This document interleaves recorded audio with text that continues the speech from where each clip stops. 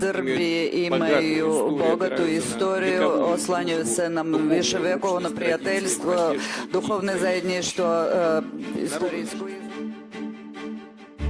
Uputim saučešće porodicama koje su izgubile svoje voljene u ratovima 90. godina, uključujući i NATO intervenciju.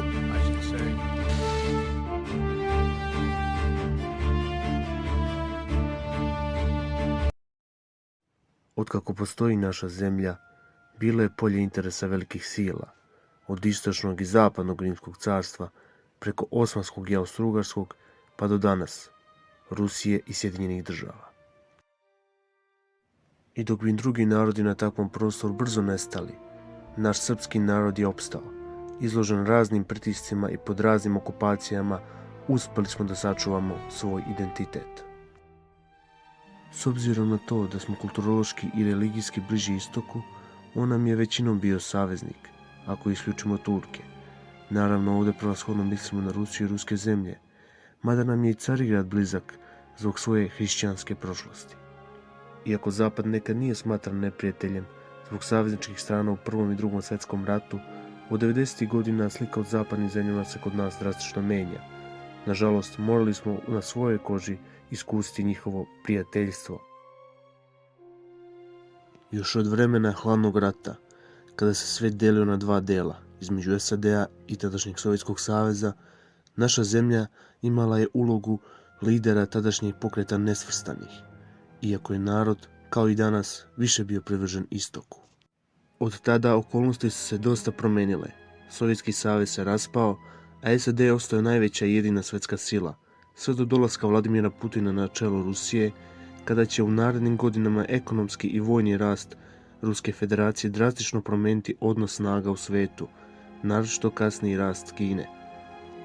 Već više od 20 godina vode se takozvani proksi ratovi. Velike sile preko malih zemalja traže svoj interes. Međutim, tu se od Srbije nije tražilo da zauzima stranu, sve do jednog sukoba, koji danas drma svijet i svjetsku ekonomiju.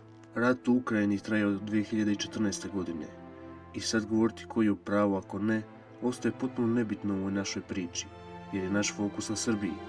Mada opet ne možemo da ne kažemo da je ipak odgovornost ovog rata na strani stranih službi, koji su glavni krivci za to što se danas dešava u Украине. Мною принято решение о проведении специальной военной операции. Ее цель – защита людей, которые на протяжении 8 лет подвергаются издевательствам, геноциду со стороны киевского режима. Rusija jasno želi da zaštiti svoj narod na istoku Ukrajine od ukrajinskih neonacista, pa je pokrenula vojnu operaciju, iako je ona kršenje međunarodnog prava, što niko ne može da ospori.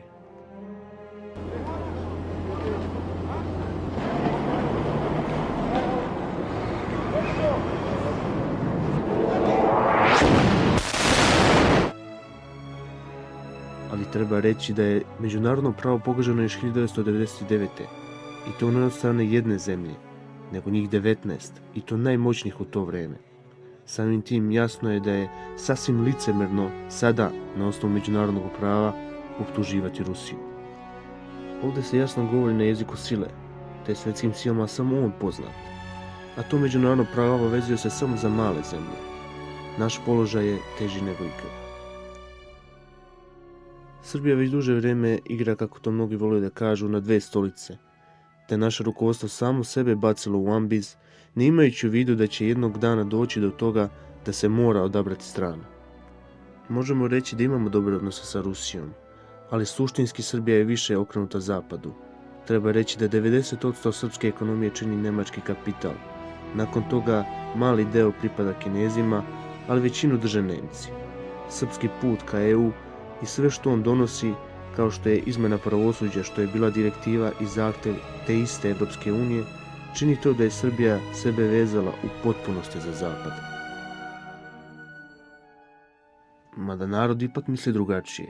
Na 1000 ljudi se okupilo da podrži Rusiju u Beogradu, gdje su jasno stavili do znanja na čijoj su strani. Srbija još uvijek nije uvela sankcije Rusiji, ali pod pritiskom EU, odnosno Nemačke koja drži skoro celu našu ekonomiju, pristala da na Savetu bezbednosti Ujedinjenih nacija osudi takozvanu agresiju na Ukrajinu. Danas je u jeku svetska kriza. Svijet je ponovo podijeljen.